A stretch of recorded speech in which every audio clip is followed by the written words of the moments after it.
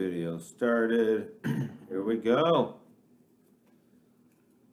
Welcome, everyone. Day 13. Getting close to spring break.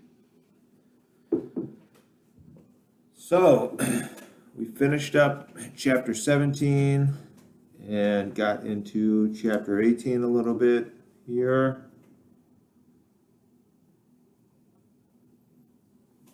Talked about naming some aromatic compounds and how the pi electrons in aromatic compounds are especially stable.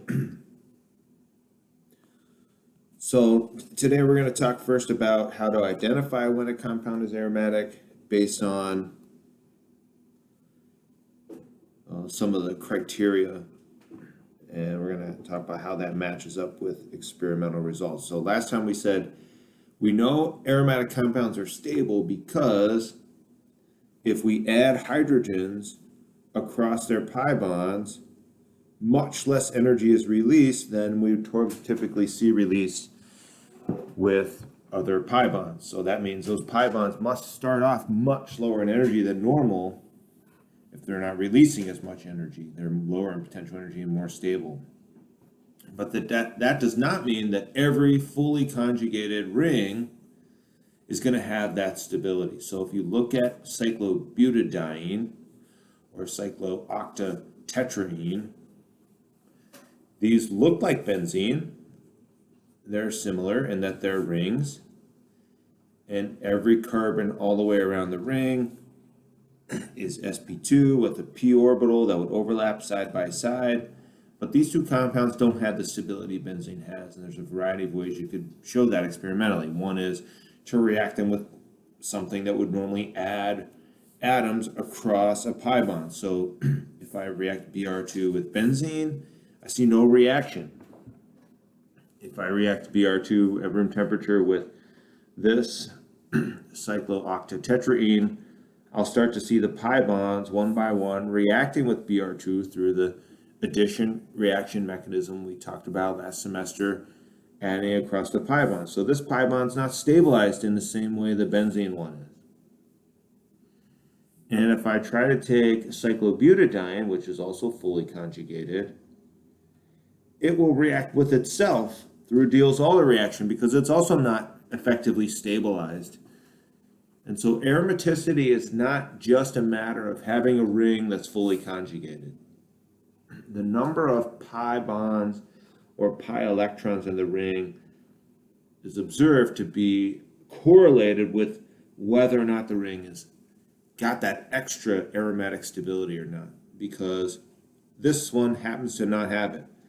It'll undergo a Diels-Alder reaction to give this, and then an electrocyclic ring opening to give this, but this is still not very stable, even though it's more stable than the original because of all the ring strain here.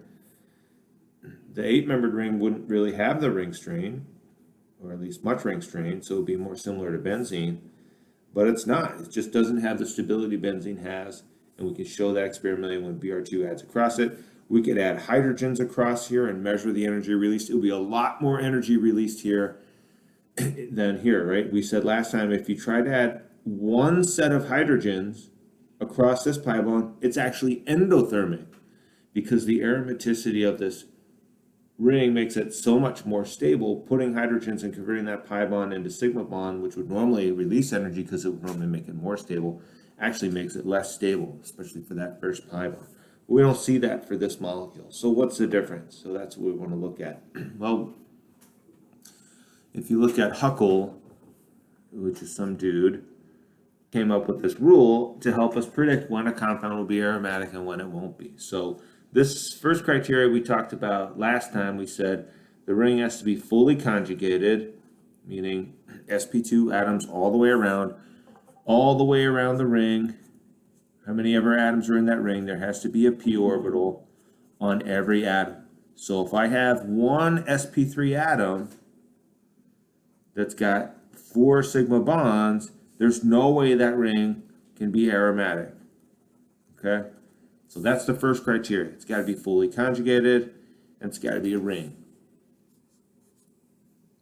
there has to be a p orbital on every carbon overlapping all the way around the top and all the way around the bottom to create the resonance and the especially stable molecular orbital that results from that overlap. The second criteria is about the number of pi electrons, and there's a couple different ways this is described. For me, I just find it easier to count up the number of pairs. And if that's an odd number, then that meets criteria 2.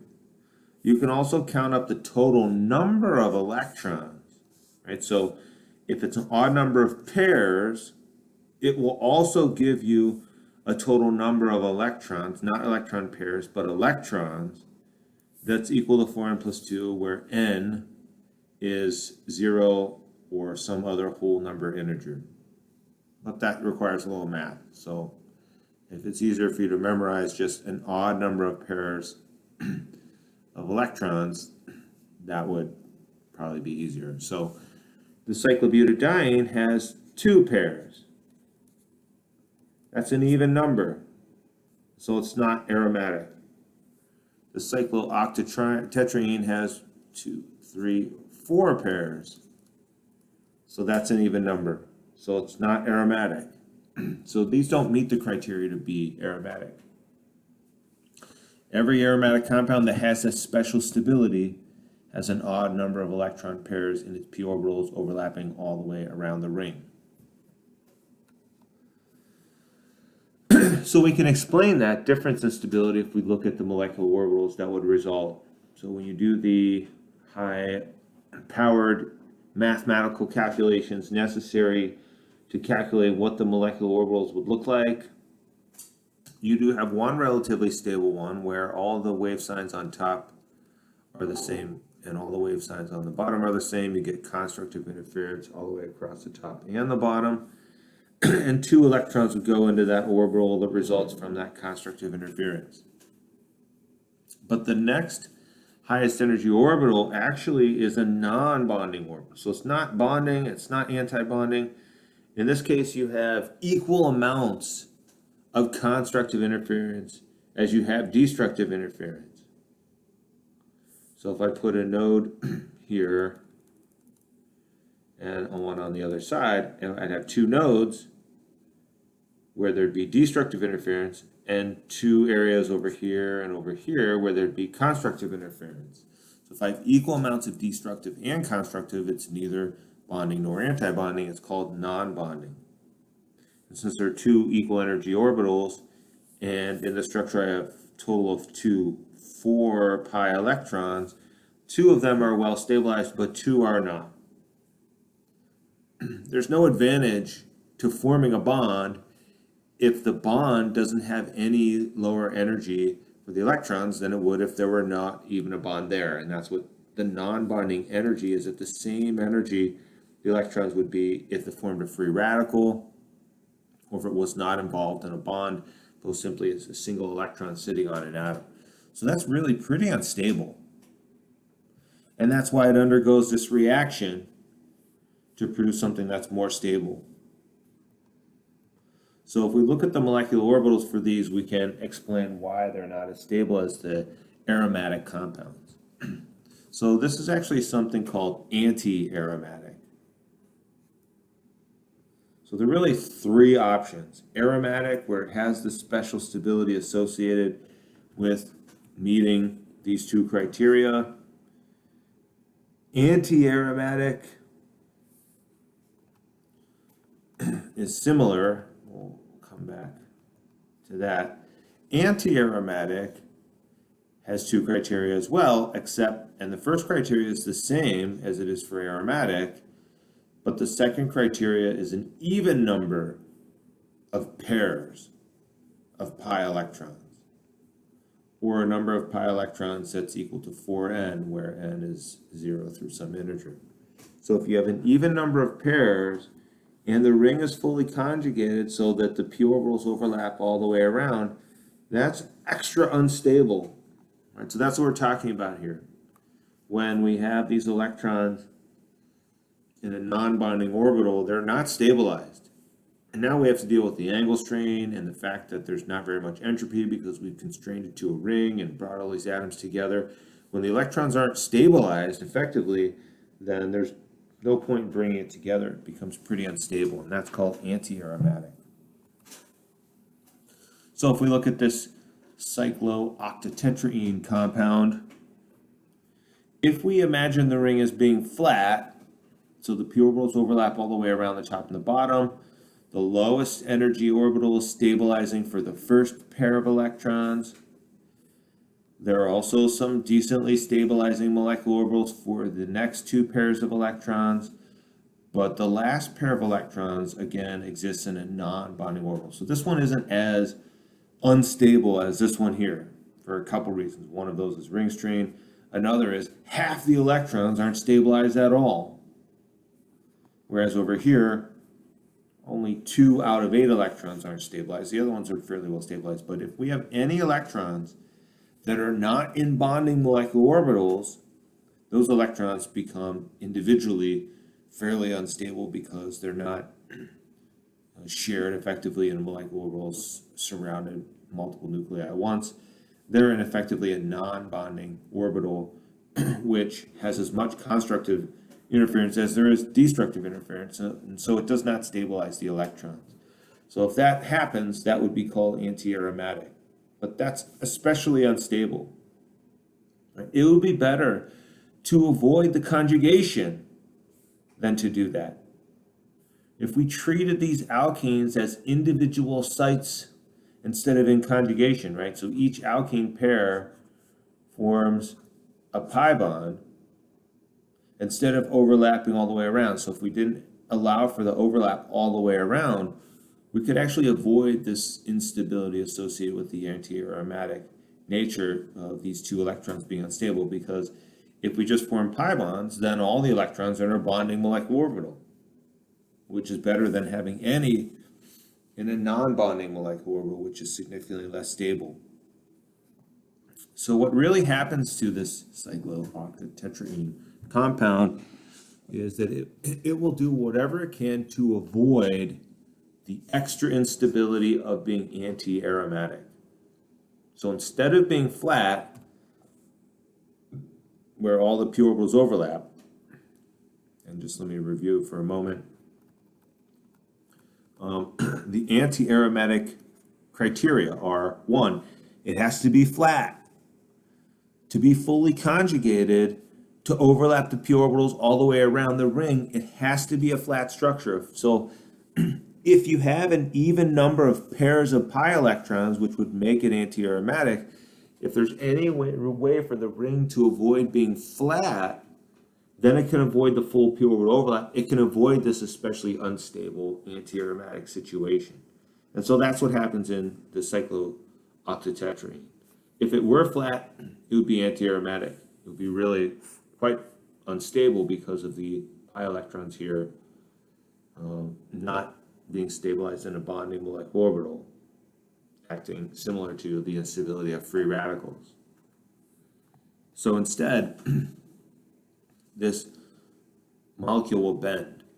It doesn't create too much angle strain because it's a pretty big ring. It can afford to bend a little bit without distorting the angles too far away from 120-degree angles for what we expect for sp2 hybridized atoms. But that creates a situation where some of these p orbitals can overlap. This one overlap here, this one overlap here. But these two here don't really overlap effectively because, especially down here on this side, this is like pointing away from this. They're not close enough to overlap. So if we don't get full overlap all the way across the top and all the way across the bottom, we don't have a fully conjugated system. So it doesn't meet the first criteria for being either aromatic or anti-aromatic. Even though it has an anti-aromatic even number of pairs of pi electrons, it's not an anti-aromatic compound because it doesn't have full conjugation. It looks like it has full conjugation because every carbon is sp2 and has a p orbital, but to really be fully conjugated, it has to be flat so that the p orbitals can overlap all the way across the top and the bottom. And if it bends enough so those p orbitals don't overlap, we lose the full conjugation. Normally conjugation is stabilizing, but if it happens with an even number of pairs, it's destabilizing because it makes the system anti-aromatic. So because it's not fully conjugated now, due to this not being flat, we end up with it neither being aromatic, which it wouldn't be anyway because it doesn't have an odd number of pi electron pairs, nor is it anti-aromatic, and that's the reason why it's not flat, to avoid that unstable anti-aromatic situation. This way, I can form really the equivalent of just 4 separate pi bonds that act independently and at least put their electrons in bonding molecular orbitals, which is better than having them in non-bonding orbitals. So those pi electrons are as stable as any standard pi electrons, which isn't that stable because they're held above and below the plane of the nuclei. And so that's why this compound is susceptible to reacting with compounds like bromine that can add across the pi bond, whereas benzene is not really, because benzene has the extra stability of the conjugation, the resonance, and the aromaticity of the ring. So what about this compound? Is this aromatic or anti-aromatic? I want to keep in mind, if it were anti-aromatic, that would be especially unstable. So if there's any way the molecule can avoid that, if it can avoid being anti-aromatic by either not being flat, like we saw in the last example, to avoid full conjugation, or maybe by excluding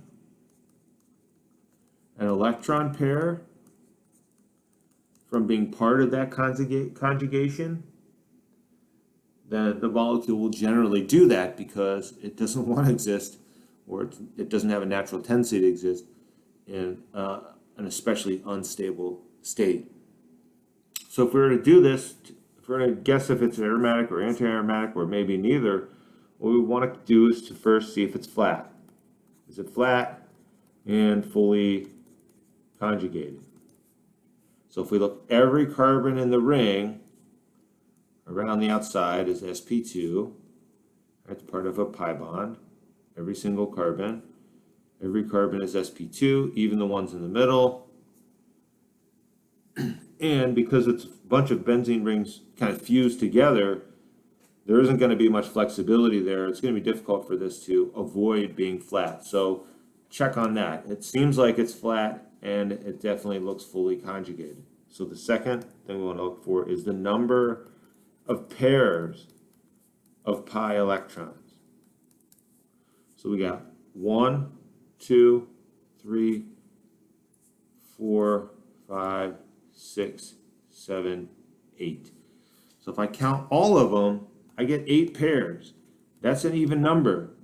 So if it's fully flat and fully conjugated and the number of pairs is even, that would suggest it's anti-aromatic, but that's really unstable. So there aren't very many compounds that have that feature. If the compound can avoid it, it will.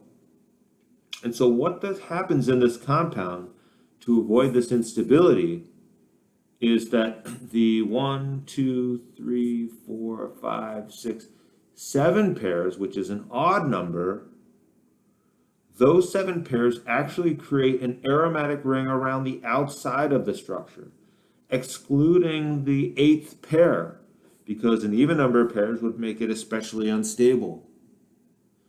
And so these 7 pairs around the outside make the outside part of the structure aromatic, and then the pi bond on the inside, it just acts independently of that. It acts as a regular pi bond. It can undergo addition reactions because it's not nearly as stabilized because it's not part of the conjugation all the way around the structure. So this is actually an aromatic compound, but only around the outside where the full conjugation occurs around the outside, and the inside pi bond is excluded from that. These frost circles are a good way to look at how many electrons would need to exist in a ring to make it aromatic or stabilized.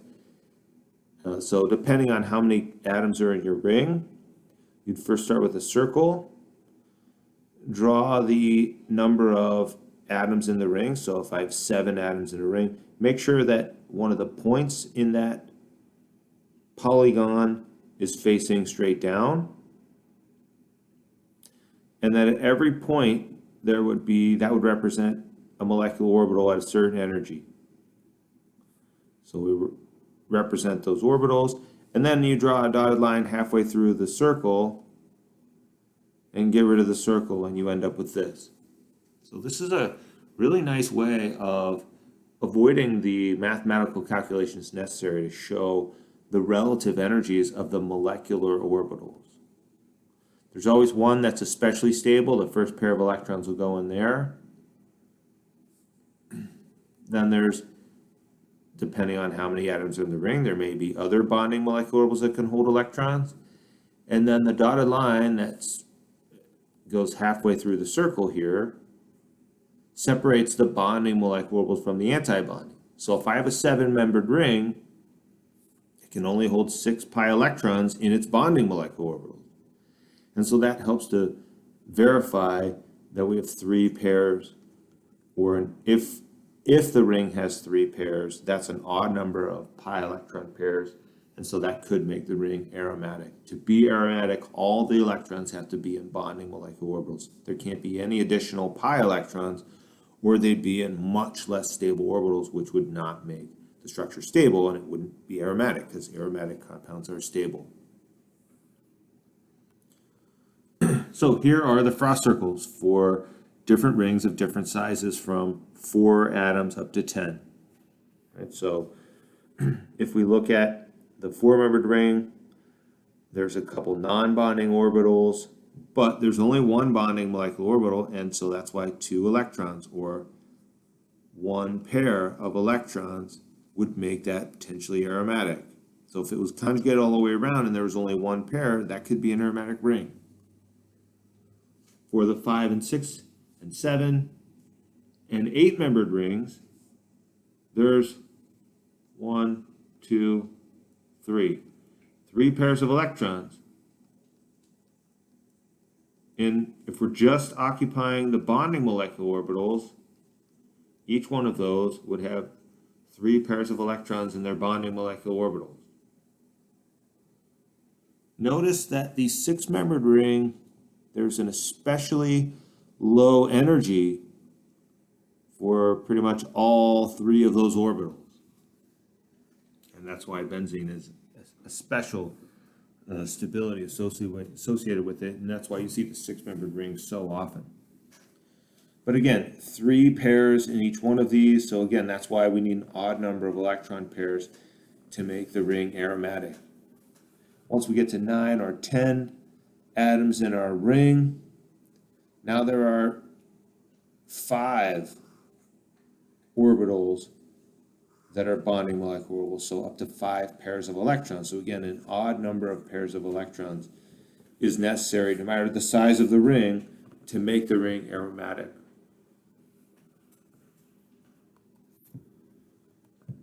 So let's look at a few more examples. So clearly we know benzene is aromatic. Benzene is in this class of compounds called annulenes. Benzene is just 6-annuline because there are 6 atoms and 6 carbons in the ring. So here's a 10-annuline. Here's a 14-annuline. So let's look to see if these are aromatic. Let's see if we can apply the criteria. Every carbon here is sp2, and so every carbon should have a p orbital, and the p orbitals could all overlap side by side potentially. So that meets criteria 1. It does look fully conjugated and flat. Looking at criteria 2, there are 1, 2, 3, 4, 5 pairs of electrons, which is an odd number. So this looks like it should be aromatic. It should be especially stable. But if you look at it experimentally, it's not. Adding some type of halogen or HBr or hydration conditions could start adding across these pi bonds, whereas that doesn't really occur for benzene because it's so extra stable. So this molecule doesn't experimentally express the extra stability you would expect for an aromatic compound, even though it looks like it meets both criteria. to be aromatic. And the reason for that is because of sterics. So if we look at this carbon here and here, they're both sp2, they both have p orbitals, but in order for this ring to be flat and the p orbitals to effectively overlap all the way around and make it aromatic, all these carbons have to be in the same plane. So if I try to imagine them all in this plane of the paper, what I'd see here though is that there's a hydrogen here, and there's also a hydrogen here, and those two hydrogens like basically right on top of one another. So that creates a lot of steric hindrance. Even though hydrogens are small, they can't exist in the same spot or their full orbital overlap creates a ton of repulsion. So what happened here is the backside of this structure would exist below, and the front side of the structure would exist above that. So this hydrogen would actually be above the other hydrogen. Instead of sitting right on top of one another, they would actually be, instead of occupying the same space, one would be above the other to avoid sterics. So in order to get this hydrogen well above the other one and avoid them overlapping, that would create a situation where the ring on the outside is not fully flat. So even though it looks like it could be flat, it's not. It doesn't meet criteria 1 because of the sterics there causes one part of the ring to have to be well above the other spatially, and so without being flat, the p orbitals can't overlap all the way around, which is why the alkenes don't act as an aromatic ring, but rather as independent alkenes that are more reactive than we would expect due to the odd number of pairs of electrons. 14-annuline, however, is aromatic. It has full conjugation all the way around. These hydrogens pointing in aren't repelling each other too much. There's not too much sterics because the middle is kind of open. All the way around the ring, it's fully conjugated, and I've got 1, 2, 3, 4, 5, 6, 7 pairs of pi electrons, and so that's an odd number. So fully conjugated all the way around the ring, that meets criteria 1, and criteria 2, an odd number of pi electron pairs makes that an aromatic ring. So that does have a lot of stability. Not quite as much as benzene, but there's a lot of extra stability there associated with that aromatic characteristic. So let's take a look at some other rings. So we got a 5-membered ring here. As we said, a 5-membered ring would need 6 pairs of electrons to occupy all the bonding molecular orbitals. 6 pi electrons, which is 3 pairs. So it's a little tricky here. If you're using this odd number to tell whether it's aromatic or not, you're looking at the number of pairs, not the total number of electrons. The total number of electrons, which is 6 pi electrons, should be equal to 4n plus 2. And if you solve this for n,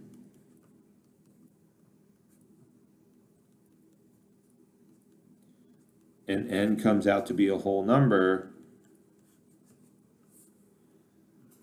that confirms that it should be aromatic, assuming that it's flat and fully conjugated.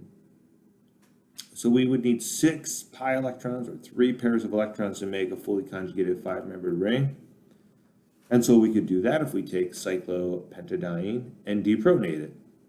Now normally, to pick a proton off of a alkane, an sp3 hybridized carbon, so that the electrons remain behind on a carbon, even if it's stabilized by resonance, normally that's really unstable.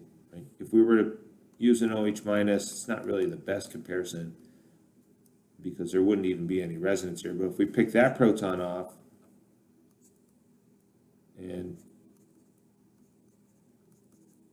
try to create this negative charge here, that's really unstable, right? So the ethane has a super high pKa because it's extremely weak acid. It's like basically the weakest acid we've ever seen in this class, because losing a proton would create an extremely unstable negative. So normally losing a proton and creating a negative on a carbon is really unstable, but in this particular case, the pKa is much lower than you would normally expect. Even for a resonance stabilized negative charge on a carbon, This forms much more readily than a normal negatively charged carbon. And that's because of the extra stability of making the ring aromatic. So before this proton is removed, it's not aromatic. It's not fully conjugated. It's non-aromatic, or neither. It's not aromatic, nor is it anti-aromatic because it's not fully conjugated. I've got an sp3 hybridized carbon. I've only got p orbitals on 4 of these atoms, partially around the ring. But once I deprotonate that hydrogen, this lone pair can exist in a p orbital, and it can overlap side by side with the other p orbitals. So now I have a fully conjugated ring. I've got 2, 4, 6 pi electrons, and those 6 pi electrons come in 3 pairs, and so that meets the 2 criteria: fully conjugated, odd number of pairs. That makes this ring aromatic. So when the conjugate base is especially stable, the acid will more readily donate a proton, and it will have a lower pKa. And the lower experimentally measured pKa for this, much lower than it would otherwise be without that aromaticity, helps to confirm the aromaticity of the 5-membered ring. So you can make a 5-membered ring that's aromatic.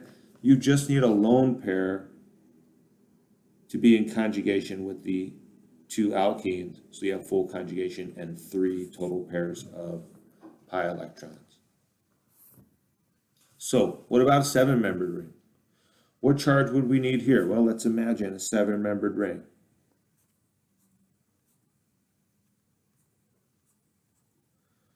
So 1, 2, 3, 4, 5, 6, 7. So to fully conjugate it, I would need 1 pair, 2 pairs, 3 pairs.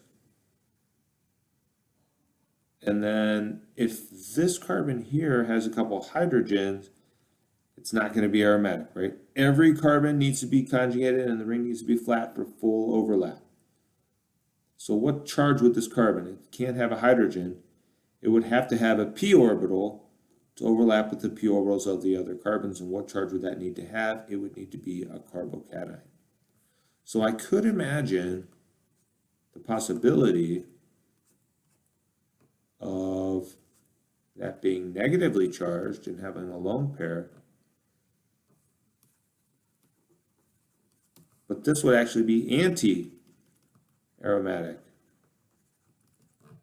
This would be flat. It's really not enough carbons to warp itself out of a flat structure and bend due to the required bond angles here. Create a ton of angle strain for it to try to bend out of a flat structure. So it's basically flat, can't be avoided.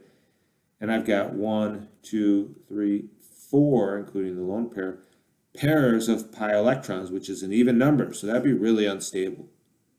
So we just saw over here, I can create a negative on a carbon. If it makes the ring aromatic, that will happen pretty readily. If I look at a 7-membered ring, and I try to pick a base that will pick off this proton and leave these electrons behind and create an anti-aromatic structure, which is really unstable. Not only does it have a negative on a carbon, even though it's stabilized by resonance, because it's anti-aromatic, it's really unstable. So this is going to have a very high pKa as opposed to the last example for that reason. But to make the 7-membered ring with 3 pairs of pi electrons, and to put a p orbital on every carbon in addition to the ones that already have pi bonds, if I want a p orbital here, I just take a hydrogen away and leave it empty. That p orbital overlapping with the neighboring ones all the way around will make it fully conjugated, and then having 3 pairs of electrons gives an odd number of pairs of electrons, so that would be aromatic. So this is an especially stable carbocation. And if we look at that carbocation, we can see it's got 7 different resonance contributors. And I'm not going to draw all of them because it'll take a little unnecessary time, but you can see the pattern.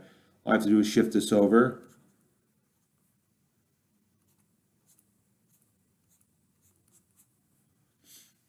And that pair will then be there, which will create a positive there.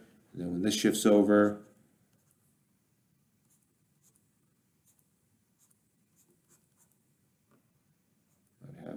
pairs of electrons here, and the positive would be there, and this shifts down, etc. So there are actually 7 different resonance contributors that I can draw there, where the positive is spread out evenly over all 7 carbons.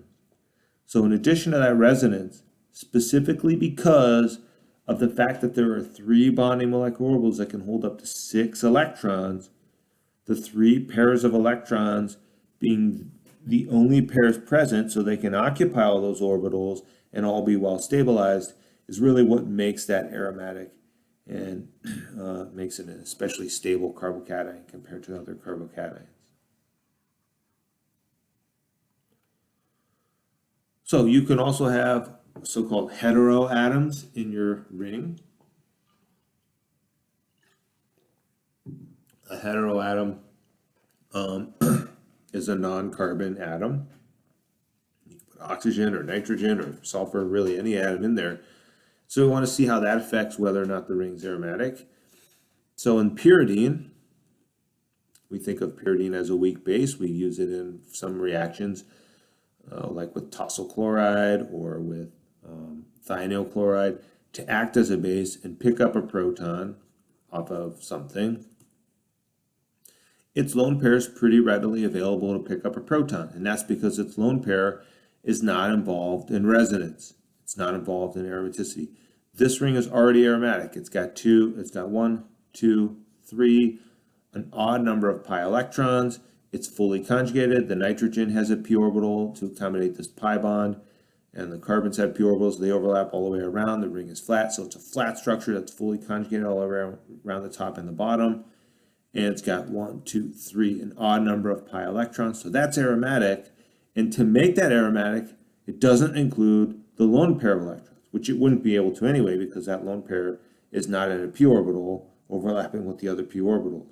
So that lone pair is more available to pick up a proton. We think of that as being relatively basic. Pyrrole, however, it's not basic. It's really an extremely weak base.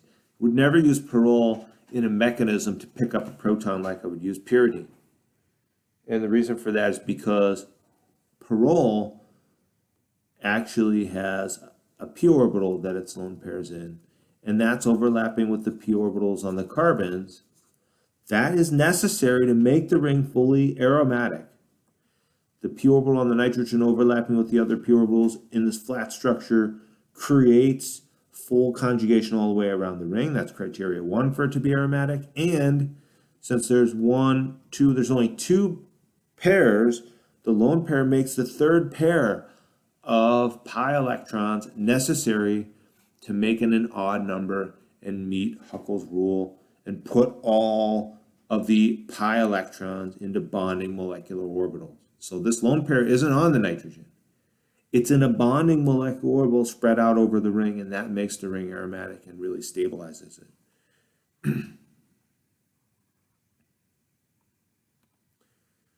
And so, as we said, for pyridine to pick up a proton, it creates a relatively weak conjugate acid. So the relatively low, it's kind of a moderate pKa here. If it were much lower, then this wouldn't be stable and it would give the proton back and steal the electrons back, which is what we see down here. But the pyridine can decently pick up a proton and hold it because its conjugate's pKa is higher. It's not a very strong acid, right? Strong acids have pKas close to 0 or below. And that's what we see with the pyrrole. If the pyrrole picks up a proton, it loses its aromaticity. It had 1, 2, 3 pi electron pairs. That was an aromatic situation. Once that proton is now shared with once that pair of electrons is now shared with a hydrogen, it's no longer aromatic because the nitrogen doesn't have a p orbital anymore. Now it's sp3 hybridized. So it loses the aromaticity. And the aromatic feature there is quite stabilizing. So this nitrogen, if it picks up a proton, it has a really low pKa because it's pretty much always just going to grab those electrons back and put the proton somewhere else. Something else is going to have to pick the proton back up, and that will go back in the opposite direction.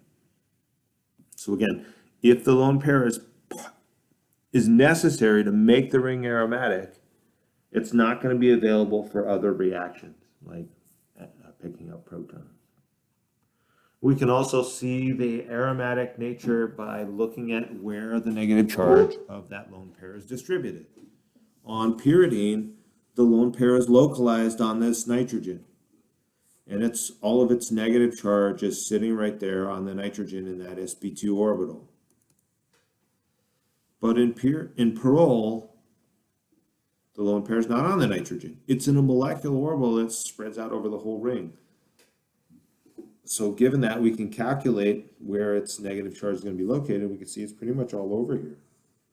This whole area is roughly equally red and equally negative all across the ring because of the fact that those electrons are in a molecular orbital that spreads out over the whole ring. So there's a lot of evidence for that aromatic nature of the electrons there in that heterocyclic compound. All right, so let's take a look at these four, see if we can determine if they're aromatic, anti-aromatic, or neither, or which would be non-aromatic. And so to look at these structures, first thing we want to do is to make sure they're fully conjugated. So this nitrogen has a p orbital, and it's overlapping with this p orbital to make that pi bond, so that means it's sp2, and the lone pair is going to be in an sp2. So we can't count the lone pair toward the number of pi electrons if it's not in a p orbital overlapping with the other p orbitals. So we've got 1, 2, 3, 4 pairs of pi electrons.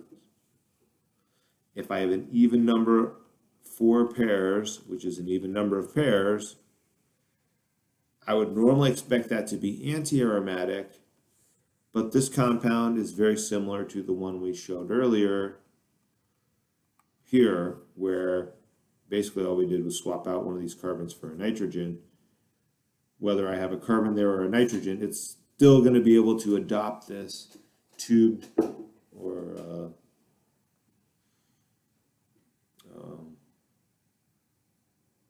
horseshoe-shaped structure to avoid the effective p orbital overlap. So even though it could be flat, if it were able to make it aromatic, it won't be flat because being flat would make it anti-aromatic with an even number of electron pairs. So this one I would label as non-aromatic, despite having the features of an anti-aromatic compound. It will bend itself into this shape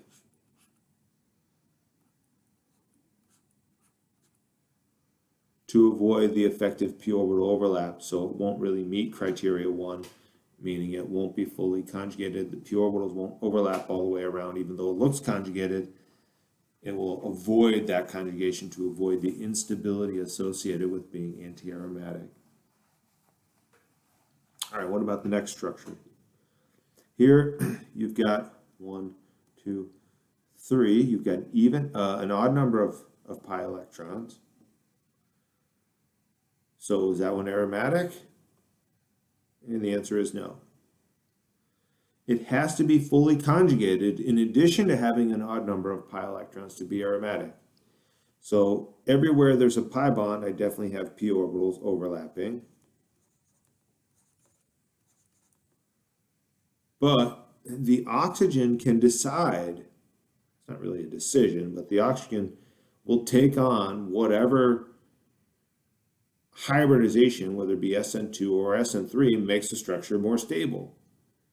So if I imagine the oxygen SN2 and it puts one of those electron pairs in a p orbital to overlap with the other p orbitals, that would be necessary for it to be fully conjugated. So I could say if it's sp2, it would be fully conjugated. But then I would have 1, 2, 3, and if the lone pair were in a p orbital, that would be 4 pairs of pi electrons. And with 4 pairs, that would make it normally anti-aromatic, an even number of pairs. And that would only make it less stable. So why would the oxygen adopt a hybridization that makes the whole structure less stable? It wouldn't. So instead, what this oxygen will do is, instead of having a lone pair in an sp2 orbital, it will remain sp3, Both lone pairs will be in sp3 orbitals, which won't overlap with the rest of the pi system. So in this case, it will be non-aromatic because the oxygen will be sp3 to avoid full conjugation. If the full conjugation would make the flat structure anti-aromatic, it will definitely avoid that if it can. So looking at the next structure, again, I've got a lone pair on an atom. The molecule can put that lone pair in whatever orbital it wants to make it as stable as possible. So if it were in a p orbital, and that p orbital overlapped with all the other p orbitals around the ring, if the ring were flat, it could be aromatic if there were an odd number of pi electrons. And I've got one pi electron pair here, sorry, an odd number of pi electron pairs. One pi electron pair here, one here, another here, another here. And if the lone pair were in a p orbital, which would be necessary to be fully conjugated, that would be the fifth pair. So that would be an odd number of pairs. So I can say that one should be aromatic. If it makes it aromatic, it will stay that way because that's the most stable way for a ring to exist. So then the last one here, if I've got a carbocation, that's an empty p orbital. There's nothing I can do about that. And these other p orbitals all the way around the ring would make this fully conjugated if it were flat. But that would give me 1, 2, 3, 4 pairs. So an odd number of pairs. It's not enough to fully fill all the bonding molecular orbitals. It's not going to be aromatic with an even number of pairs. I think I may have said an odd number of pairs by mistake. So with an even number, 4 is obviously an even number. With an even number of pairs, it would be anti-aromatic if it were flat. So this one is going to do a similar thing to this one over here. It would adopt a non-flat structure to avoid the anti-aromatic fate that it would have if it were fully conjugated. So we're going to avoid full conjugation by avoiding the flat structure. If the ring is big enough, it can bend and warp itself to avoid being flat. And that really requires at least 8 atoms, and there are 9 here, so that works. So you can also have aromatic compounds that have fused rings. And these compounds here, naphthalene, anthracene, phenanthrene, are all aromatic. So let's just verify that. So each carbon in each structure is sp2 and has a p orbital overlapping with the neighboring. And the fused rings really create a lot of rigidity. When I fuse 6-membered rings together looking like honeycombs, it's really hard for it to bend out of a flat structure. So these are going to be flat, but that's fine because they each have 1, 2, 3, 4, 5, an odd number of pi electron pairs.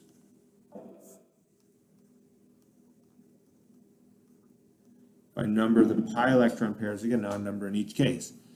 So if it's flat, fully conjugated with an odd number of pi electron pairs, that should be a stable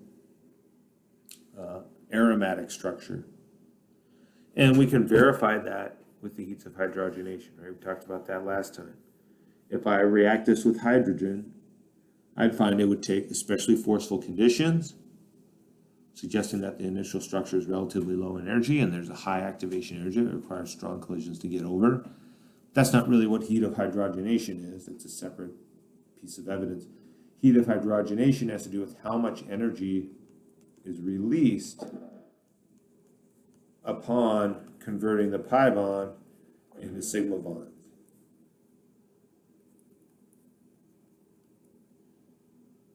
And since these pi bonds are stabilized by the extra stability of the aromaticity, there'd be a lot less energy released when their pi bonds are converted to sigma bonds than normal, because they already started off pretty low in energy. So you could do that experimentally, measure those heats of hydrogenation and show that they're significantly less than what you would normally get for a bunch of alkenes that weren't aromatic. And that's, here are the numbers for that. So if we look at hydrogenation and how much energy is released versus how much would be released, we talked about benzene last time. We said a molecule of benzene should release 152 kilojoules per mole more than it does. Right? We said if you take benzene, which has 3 alkenes, and you hydrogenate all 3, the hydrogenation of one alkene typically releases 120 kilojoules per mole roughly.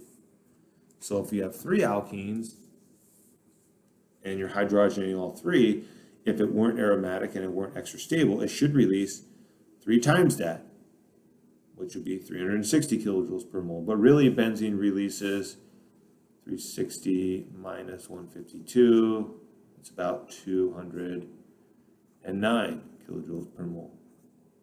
So because it releases significantly less than it should, it must have started lower in energy, been more stable and starting lower in potential energy, right? So that's the extra stability that benzene experiences because it's aromatic. It doesn't start as high in energy, and it's unable to release as much energy as we would normally expect for converting 3 alkenes into 3 sigma bonds.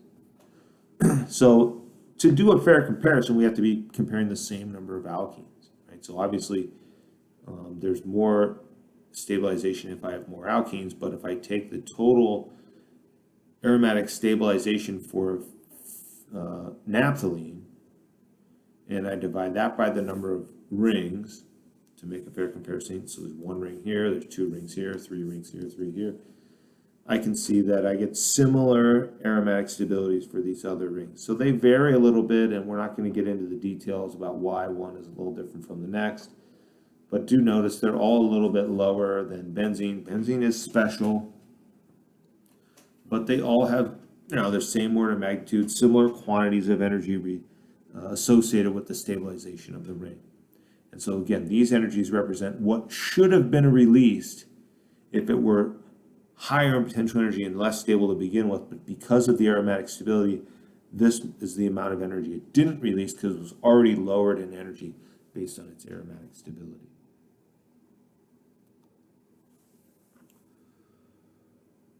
And as we said, these are all fully conjugated and they have an odd number of pi electron pairs. So they meet both of the criteria for aromaticity. All right, so the first quiz question then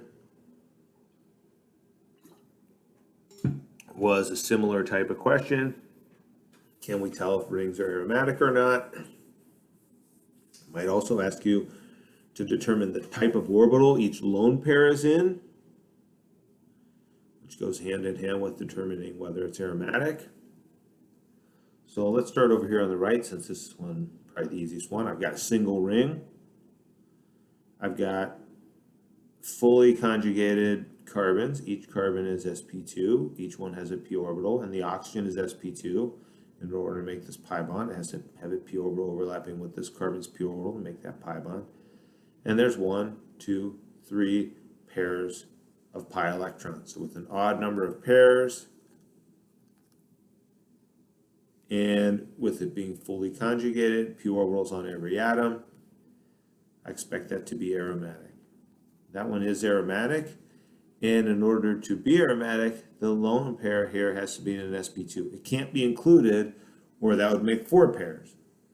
Also, it can't be included because the p orbital on the oxygen is already occupied with this pair of electrons. It can't put 2 pairs in the same orbital.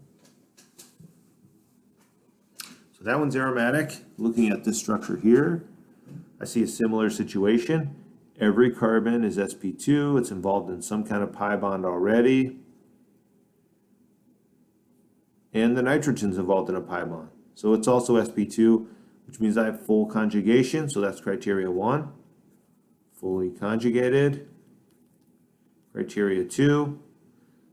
I've got 1, 2, 3, 4, 5.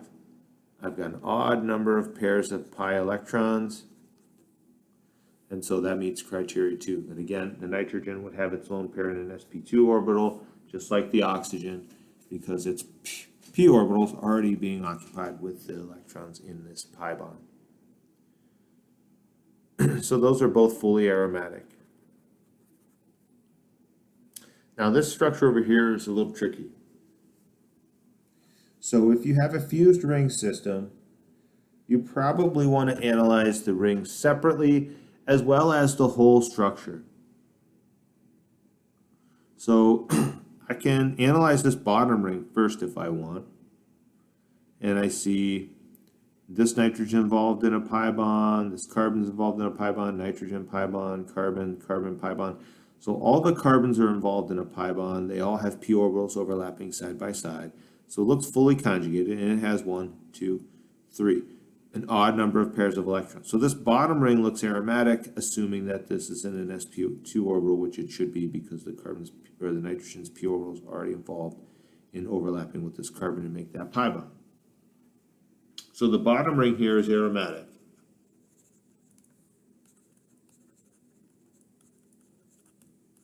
What about the top ring? Well, the top ring can't be aromatic on its own because the conjugation only extends here on this top part. In order to be conjugated all the way around, there'd have to be a pi bond here, but there isn't. So we can look at the full system. So let me just redraw that.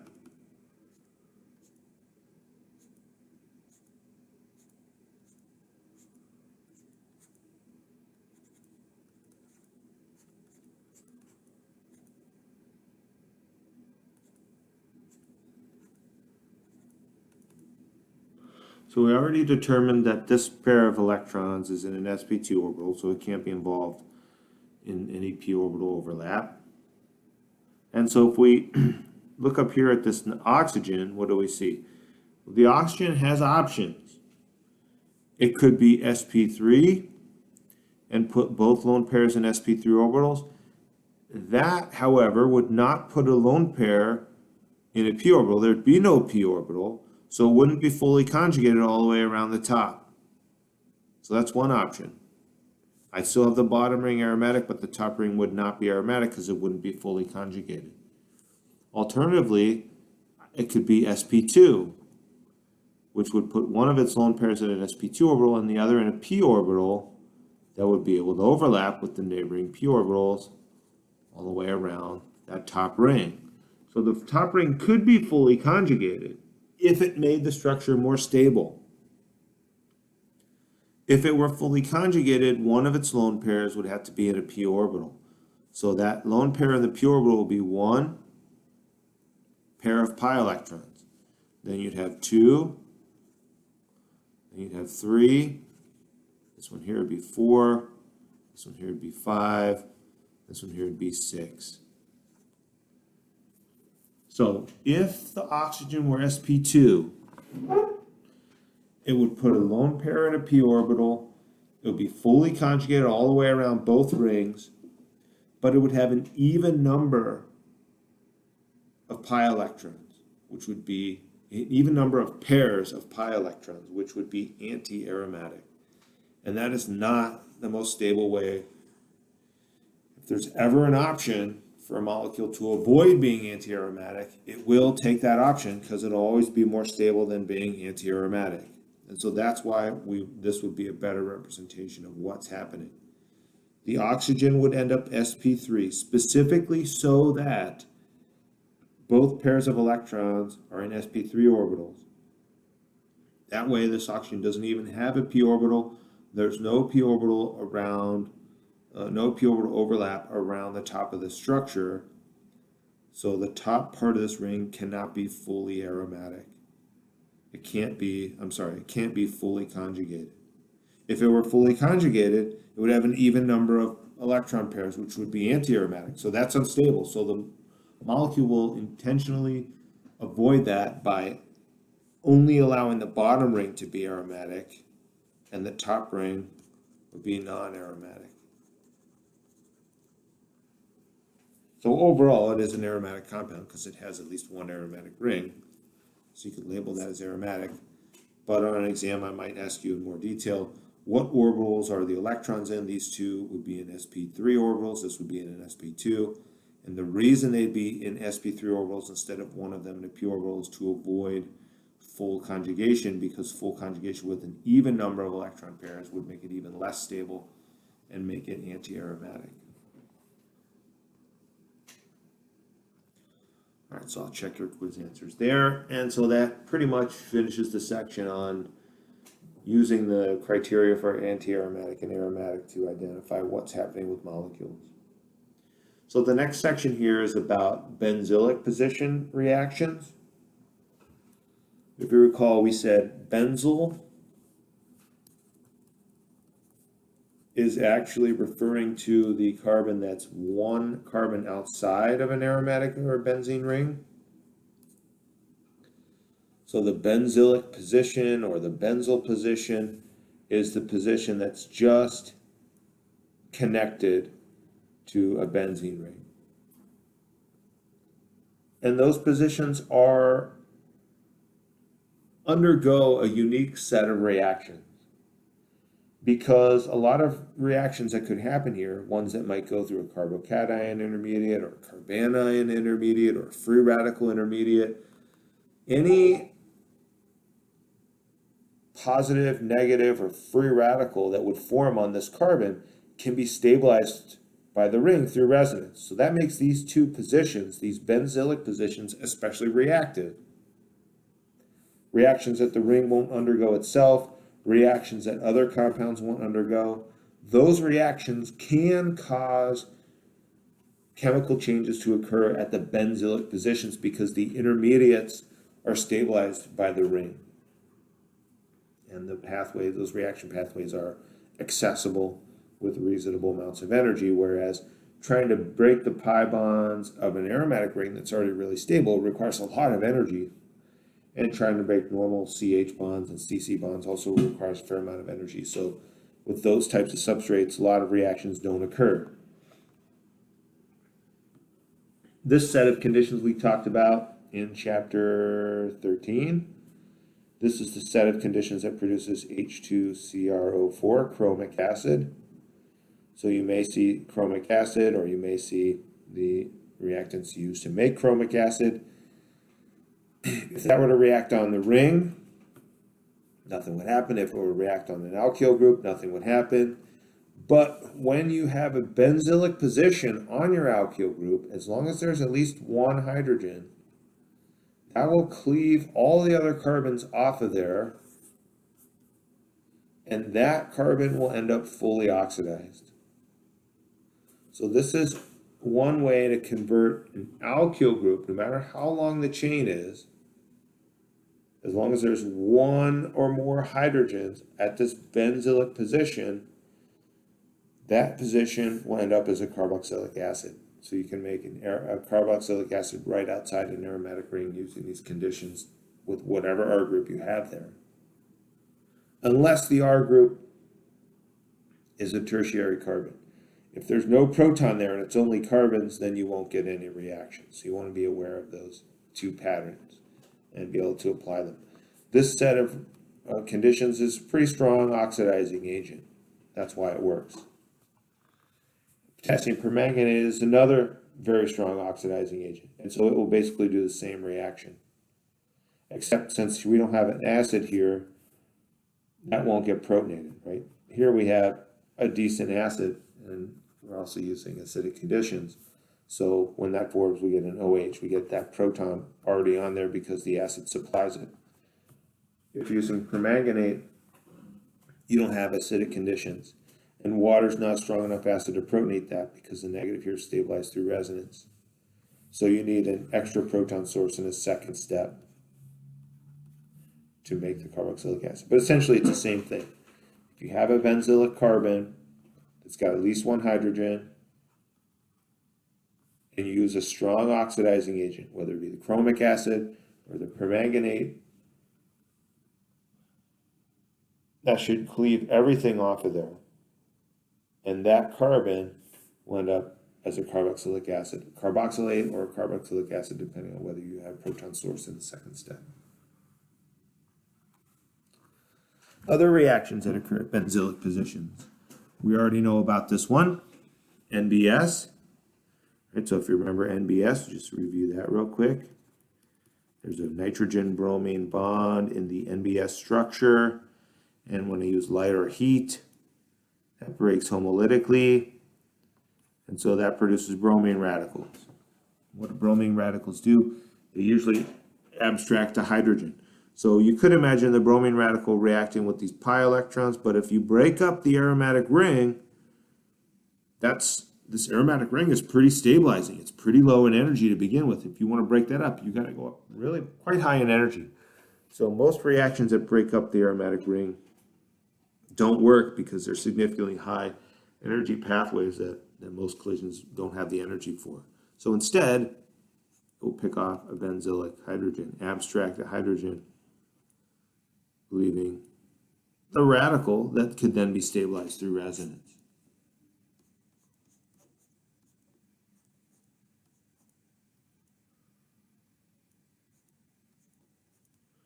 Right, so this radical can come here, and this pi bond can break and move the radical to this carbon. And then this pi bond can break and move the radical here. And then this pi bond can break and move the radical here.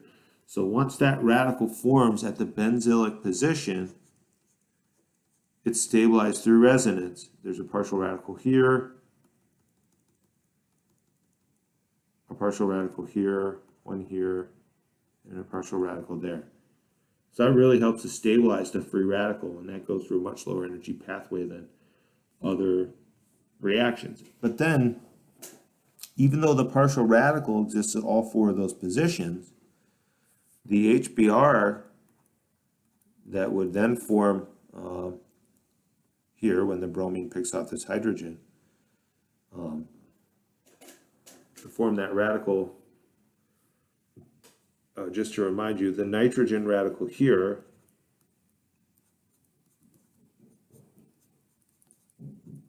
would react with the HBr to produce another bromine radical, and those bromine radicals would join together to form Br2 a little bit. So it's really Br2 that would be likely to react here. So each one of these positions where there's a partial radical could pick a Br up. But if it's picked up from any one of these positions other than the benzylic position, it's much less stable because we start to break up the aromaticity of the ring. So let's just draw one of those. So let's imagine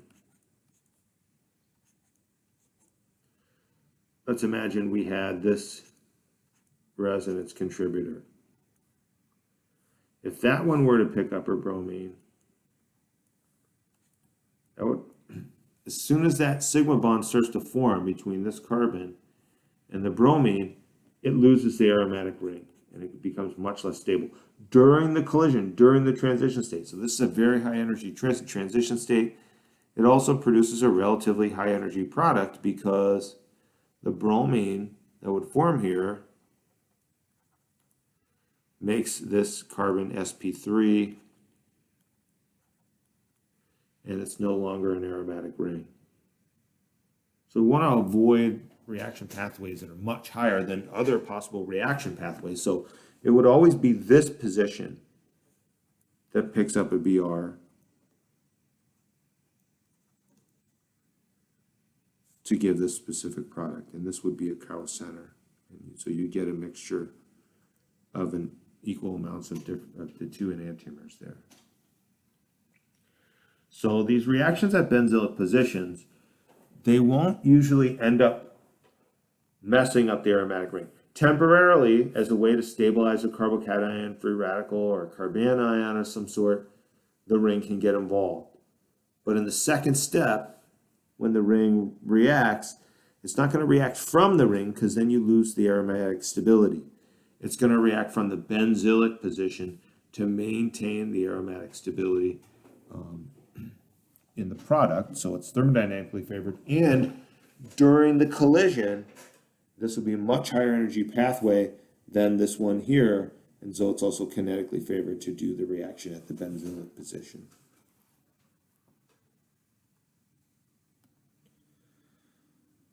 We already know that we can do SN2 reaction on a primary carbon. That's really going to happen regardless of whether the ring is there. But we also have the possibility of doing SN1. So even if these methyl groups weren't here, even here, an SN1 could still occur, because if the leaving group leaves, the carbocation would be stabilized through resonance with the ring, right? So that's nothing really new. The ring could come out here and spread out that positive charge to three different carbons in the ring, in addition to the benzylic carbon.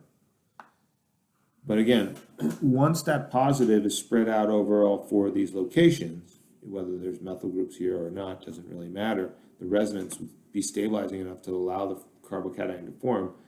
Once it's spread out on all four of those locations, the water is not going to attack one of these sites that would cause the ring to no longer be aromatic. Right, so again, I'll just draw how that would look in case you can't see it. So here would be one carbocation contributor to the resonance of this carbocation. The water nucleophile, it's not going to attack there, because that would make a sigma bond and we would no longer have a fully aromatic ring. It would lose full conjugation all the way around the ring. So it's not going to happen. Instead, it's going to attack the benzylic position to maintain the aromaticity of the ring. Right? We see the action occurring at the benzylic site, not on the ring itself.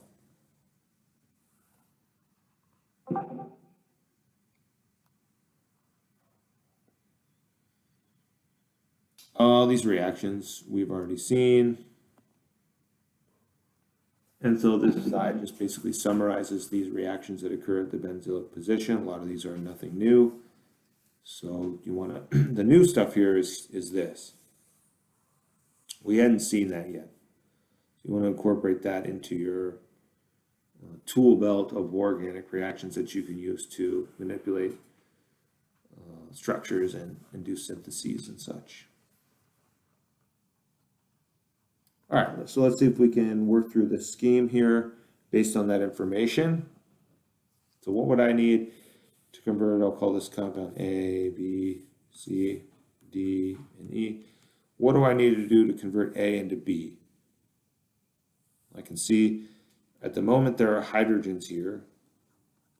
Those hydrogens need to be replaced with bromines. So how do I replace a hydrogen with a bromine? Well, if it's at a benzylic position, I could use Br2 and lighter heat, or I could use NBS and lighter heat. Either of those will produce a bromine radical, which will abstract the hydrogen. The radical remaining here will be stabilized through resonance, and then that radical would pick up a bromine from Br2 and put that bromine at that site. And if I use excess, it can react at every available benzylic hydrogen until there are no benzylic hydrogens left. So that would convert A into B. So what do I need to do to produce C and create a second aromatic ring by removing a hydrogen from here and here? I need a base. So I can use like a sodium methoxide in ethanol, which is a solvent for ethoxide. So that would come in here, pick out this proton, push out the bromine to make that pi bond.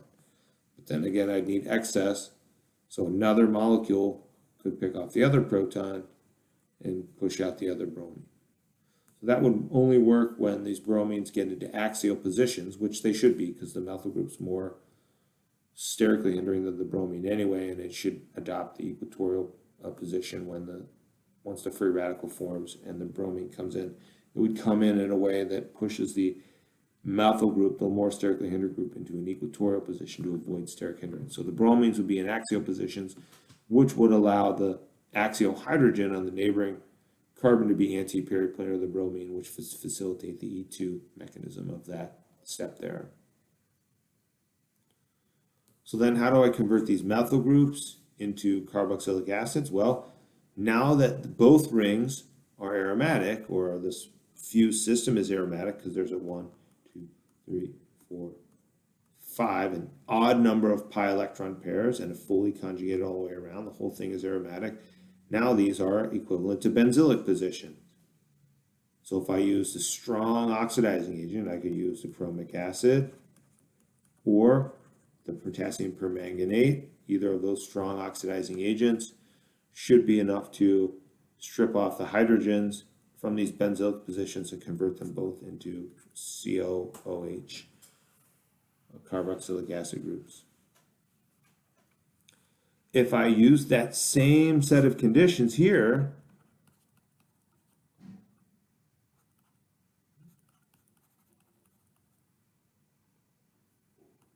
either or, since these are benzylic positions and they each have a hydrogen, we should be able to knock off all this stuff off of both those carbons and convert both of these two carbons into carboxylic acid groups there. But we would need excess in both of these situations because we're doing it at more than one site on the structure. Any questions about any of that?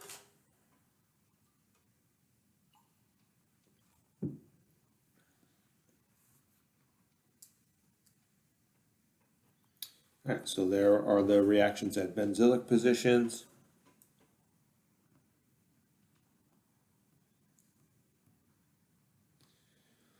We talked last time about how difficult it is to do hydrogenation on a benzene ring. So it's just kind of like a review of that real quick. We said typically converting an alkene, 3 alkenes, into alkanes just by adding hydrogen. So we need to do that 3 times. Each one of those would release about 120 kilojoules per mole. So 3 of them will be 360 kilojoules per mole. And when we convert these 3 alkenes into alkanes, or pi bonds into sigma bonds, we see a significantly lower amount of energy released. So the difference between those two values represents how much lower in energy the benzene is than where it would normally have been, and so it's not releasing as much energy if it starts off lower in energy and it's more stable. So from a thermodynamic perspective, the stability of the benzene can be quantified this way. Kinetically, we can say that we need a very high pressure, so 100 times more pressure than atmospheric pressure, and a pretty high temperature to get enough hydrogens to collide here often enough with enough force to start adding across that pi bond. So that also verifies the stability of the benzene. If it starts off way low in energy, and a lot of energy is necessary to get to the transition state, I need really forceful collisions. So these conditions help get lots of forceful collisions to occur. So once in a while, some of those collisions will have enough energy to get to the transition state and form the product. So the product overall is more stable than the reactant, right? Because we're releasing this energy. It's exothermic. But it's not easy to release that energy because the benzene is also so stable, it takes a lot of energy to get to the transition state, even with the catalyst, which naturally lowers the transition state.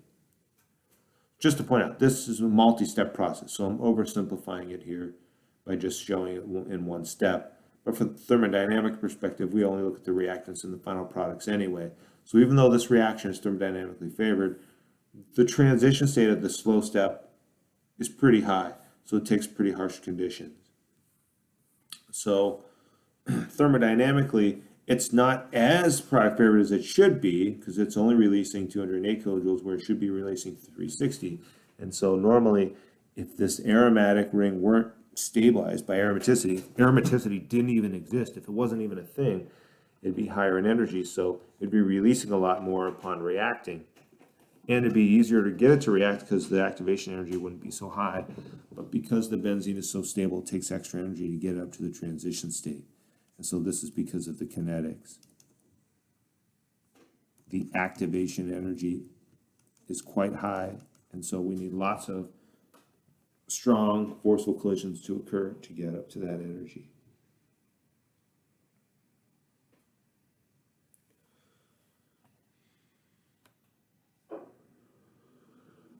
You can do the same reaction on an alkene outside the ring, but that doesn't require such forceful conditions. A pressure just slightly more than atmospheric pressure, room temperature, there should be enough collisions there with the catalyst to add the hydrogens across this pi bond here to make 2 sigma bonds. And the amount of energy released is just about what we would expect for a typical alkene converted into a pi bond, converted into a sigma bond. So these pi electrons are not stabilized the way the ones in the ring are, which is why we're able to selectively react them. As long as we don't use conditions that are forceful enough to start reacting these other pi bonds, they'll only react that one. It'll release the amount of energy expected. And so be aware that synthetically, hydrogen can react on pi bonds, even in the presence of other pi bonds where they're so stabilized by the aromatic ring, they won't react with the hydrogen nearly as readily. So you have to control the conditions so that you have enough energy and collisions to react at one site, but not the less reactive site. So that brings us to the next quiz question, which was about reaction at a benzylic site. Here's my benzylic carbon. This is also benzylic, but the HBr specifically is a strong acid, and there's no basic site down here to even pick up a proton. So the pi bonds in the ring are much more stable. They're stabilized by the aromatic stability. We don't want to have the pi bond pick up a hydrogen and lose that aromatic stability. So it's this pi bond, right? We just saw in the last example, the pi bonds outside the ring are way less stable than the ones inside the ring. And since they're already relatively high in energy, it won't take a strong collision for that site to react and pick up a proton. So the first step of this mechanism would involve this pi bond picking up a proton. So then we have to decide, is the proton going to end up connecting here or here? Well, we don't have peroxides, so it should be a Markovnikov addition.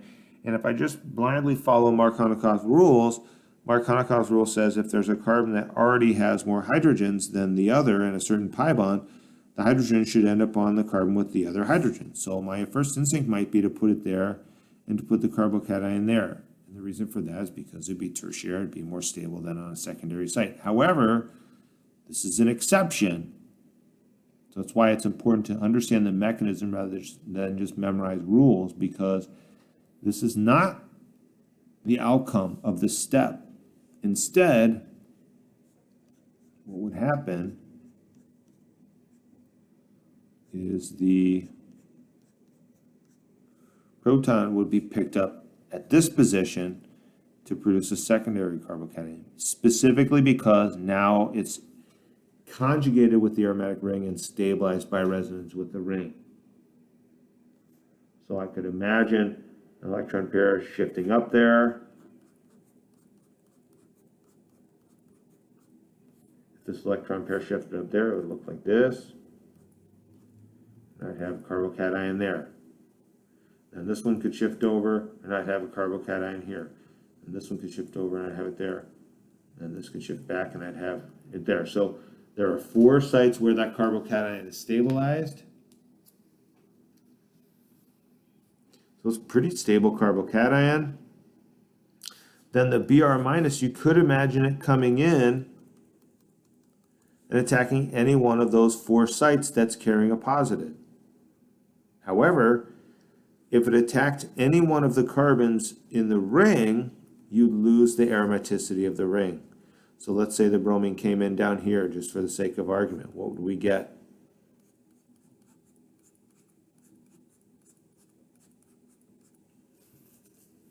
We would have this pi electron here, here, and here, and the bromine would connect to the site. During the collision, as it's connecting and starting to form a new sigma bond here, this carbon is becoming immediately sp3. It hybridizes sp3 during the collision to make that bond. And as soon as it's sp3, it's no longer fully conjugated around the ring. It's no longer aromatic. So that transition state is going to be much higher in energy than the transition state where the bromine attacks here, because if it attacks here, it maintains the aromatic ring, which is much more stable. So kinetically, during the attack of the bromine, it's much more stable for the bromine. It's meant to be a partial positive. It's much more stable for the bromine to attack a site if it goes through a much lower energy transition state, because during the transition state, the ring is aromatic versus a different transition state where the ring would not be aromatic. So the carbocation forms here so that it can be stabilized by resonance.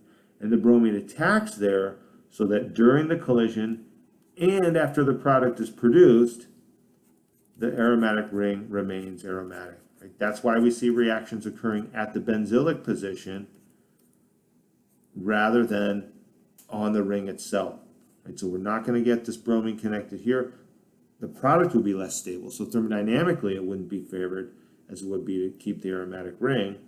And it's also less stable during the collision, so kinetically it's also not favored. So this is the pathway that's favored both kinetically and thermodynamically, where the bromine attacks here and ends up connected on this carbon.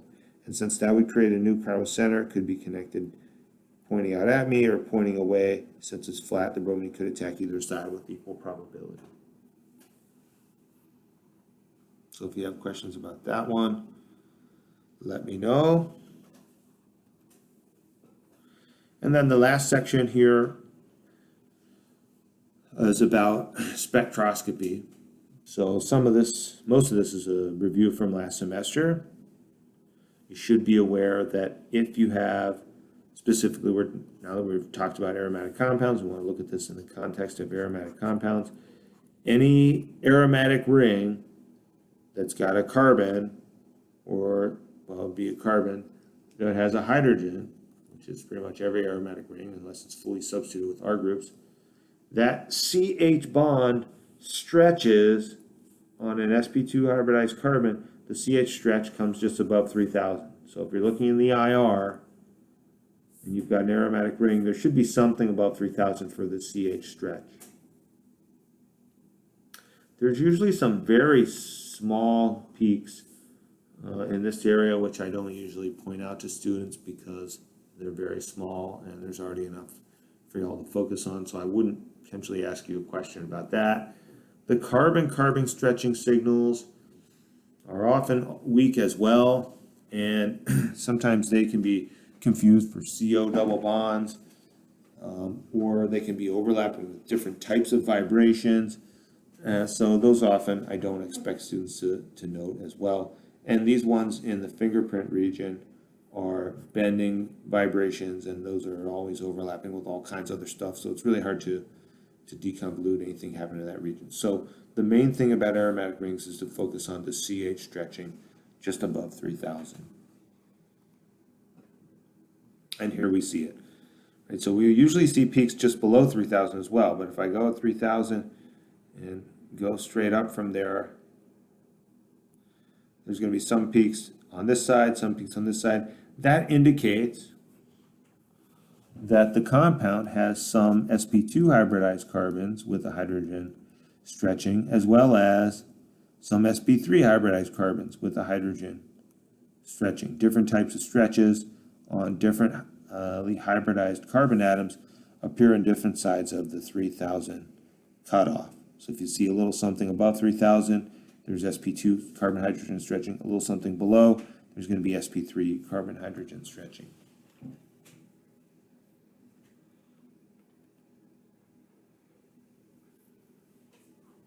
For proton NMR, you want to remember protons bonded to aromatic rings usually come between 6 and 9 ppm.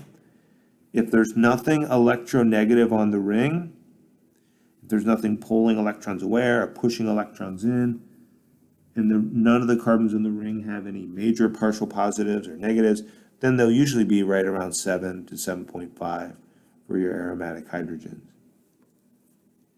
So you want to be able to identify aromatic hydrogens and also hydrogens that are not aromatic or that are on sp3 hybridized carbons, which both of these two are. Those usually occur between 1 and 4, and especially if there's nothing electronegative nearby to shift them further downfield. The methyl group has nothing really to shift it at all, so it's going to be still right around 1. The ethyl group here is benzylic. So we said last semester we talked about allylic a lot. If I've got a hydrogen on a carbon that's 1 away from a pi bond, that's allylic. If it's a hydrogen on a carbon that's 1 away from an aromatic ring, that's benzylic. And being on a carbon 1 away from an sp2 hybridized carbon isn't nearly as deshielding, right? The ones on the sp2 hybridized carbon, if it's right on the sp2 hybridized carbon of an alkene, it's usually between 4 and 6. If it's right on an aromatic ring, it's usually between 6 and 9. But if it's 1 carbon away, and I've got a hydrogen there, 1 carbon away from an sp2, that usually shifts it slightly further downfield, like by 1 unit from where it would otherwise be. So normally a CH2 comes around 1.2, and so being 1 away from an aromatic ring shifts it to around 2.2, or somewhere roughly between 2 and 3. Make sure you're aware of what the integrations mean. The number of hydrogens, right? So there's 1, 2, 3, 4, 5 hydrogens producing the signal. What kind of splitting pattern is this? Well, I would call this a multiplet. Why is it a multiplet? Well, not all 5 of these hydrogens are exactly the same. If they all have the exact same environment, you get a nice sharp singlet here. But these hydrogens are splitting one another because they're not equivalent. These are splitting. There's also long-range splitting. On an aromatic ring, hydrogen can be split by the hydrogen on the neighboring carbon, as well as by a hydrogen on 1 carbon away. So there's lots of extra splitting here, and that's why we see all these jagged signals in here, because they're all 5 hydrogens are producing complicated splitting patterns, and they're all overlapping a little bit. So we get a multiplet that has an integration of 5, accounting for all 5 of those protons. The splitting pattern between these two can be observed here. Obviously, there's no hydrogens on this carbon, so there's nothing here to split this CH2. These 2 hydrogens are split by these 3. So 3 plus 1 gives me 4. We're using the n plus 1 rule. And so the signal for this should be a nice quartet, 4 peaks signal because of the neighboring 3 hydrogens splitting it. And so if this methyl group is splitting the CH2 is splitting the methyl. But there are 2 here, so if I apply n plus 1, there are 2 protons here, 2 plus 1 is 3, and so these 2 split that into a triplet here, which is why I see a 3-peak signal. The integrations also match 2 hydrogens responsible for this signal and 3 responsible for that signal, right? So there's a lot of in-depth information in your Proton NMRs that you should practice with if it's been a while for you since you've looked at that. Specifically on an aromatic ring, depending on what groups are present and how they are arranged on the ring, that can affect how the signals result. So you want to be aware of how symmetry in the structure can affect the signals.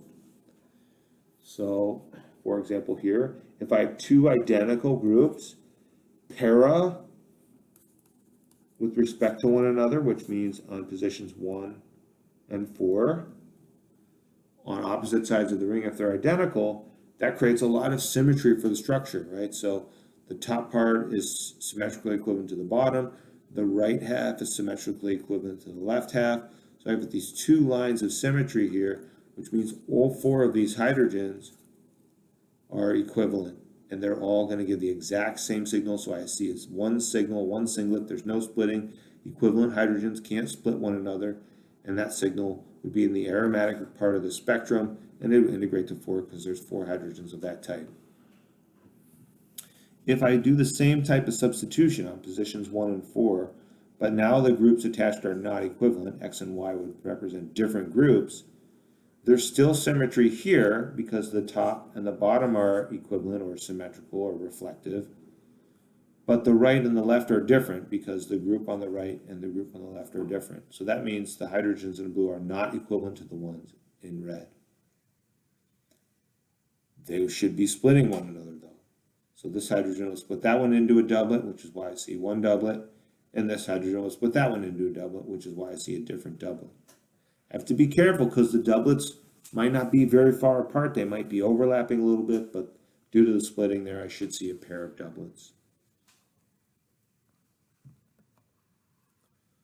So we talked about this example. Oh, this is a carbon NMR. Yeah, so the carbon NMR is really helpful with aromatic compounds because typically, if I'm just looking at the proton NMR, I'm getting information about the environments on some of these atoms, but in an aromatic ring, if it's got something bonded on it, the carbon that thing's bonded to doesn't have any hydrogen. So if I want to get information about what's happening there, I need to look at the carbon NMR rather than just looking at the proton NMR. And depending on what groups are attached and whether those groups are equivalent or different, that will determine the amount of symmetry, which will tell me how many signals appear in the part of the carbon NMR that is between 100 and 150 for aromatic carbons. Right, so again, if I have lots of symmetry, because the left and right are equivalent, the top and bottom are equivalent, then I would only have two different types of carbons. The carbons that have the X group substituted on them and the carbons that don't. Right, this would be equivalent to 2, 2, 2, and 1. Right? All the 1s are equivalent, all the 2s are equivalent. I get two signals. So if I have an aromatic ring and I only see two signals in the carbon NMR, that tells me there's a lot of symmetry in that ring. If the two equal groups or equivalent groups or identical groups are on adjacent carbons, well then there's symmetry here. So these two carbons are equivalent, these two are equivalent, and these two are equivalent, but that would give me three signals. There are scenarios where I would get four signals due to symmetry. And if they don't have any symmetry, then I would get 6 total signals because every carbon in the ring would be unique. And the nice thing about carbon NMR is there's no situation where the signals should really be overlapping. Even if two carbons have almost the exact same environment, if there's any difference in their environments at all, they should give at least two separate signals. And the peaks in a carbon NMR are nice and sharp, so they don't overlap very much. So you can usually see all 6 signals pretty clearly if you have a decently concentrated sample and the signal to noise ratio is decent. All right, how many signals would this give? Practicing that skill we just talked about. Definitely some symmetry here. I want to recognize that this bond can rotate, and so can this one. So you might be thinking, well, specifically for the carbon NMR first, this carbon might be different from this one, because this one's like closer to this ring than this one is. But if this rotates, this whole structure can flop up here. And so this ring is actually flipping back and forth due to this rotation, and that makes these two carbons equivalent.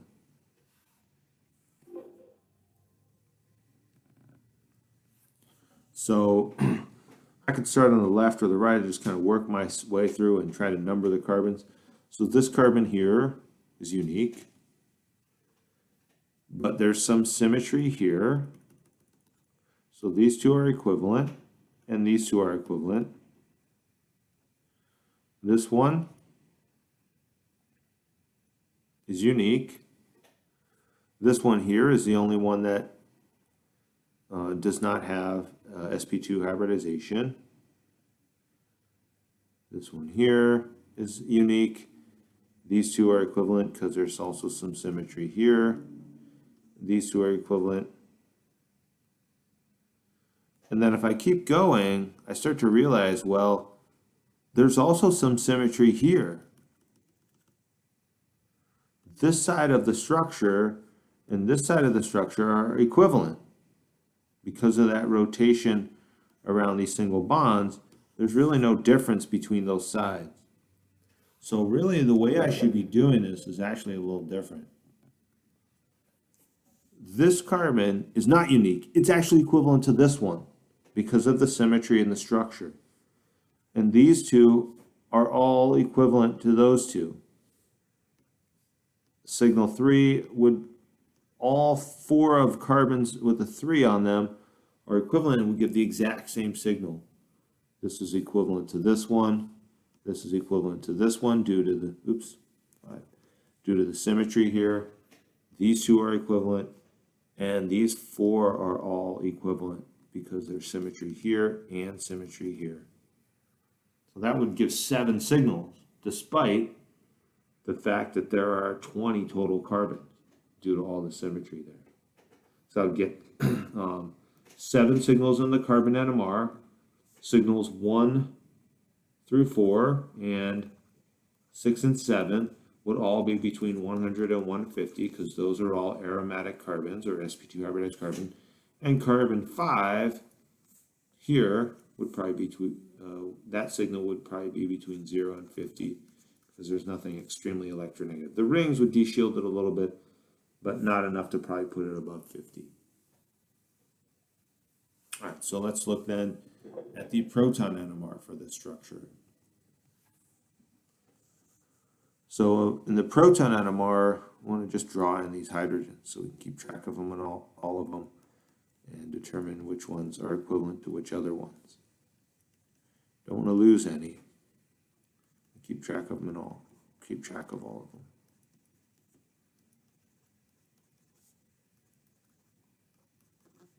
So once I've got the hydrogens drawn in, I can start to imagine the symmetry here. As we said, there's symmetry up through this. There's symmetry here at this axis.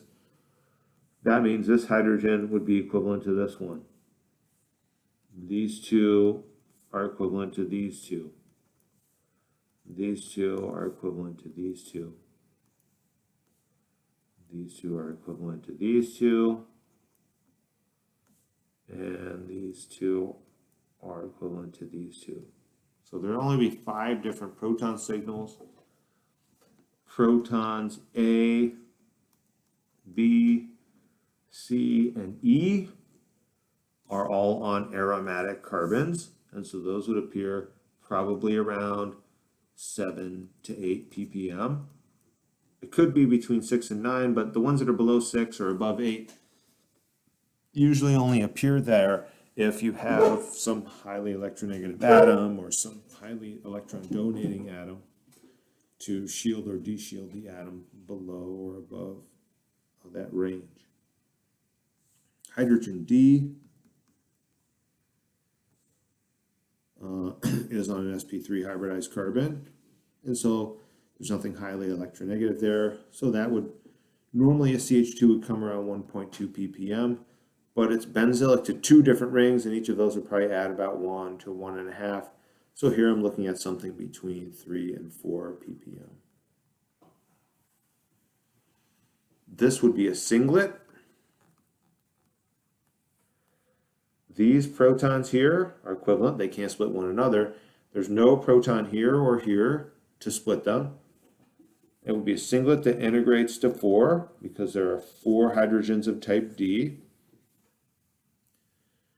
And so then the question is, A, B, and C, and E are all pretty similar. They're all on aromatic carbons. Even though A and B are not exactly equivalent, their environments are pretty similar.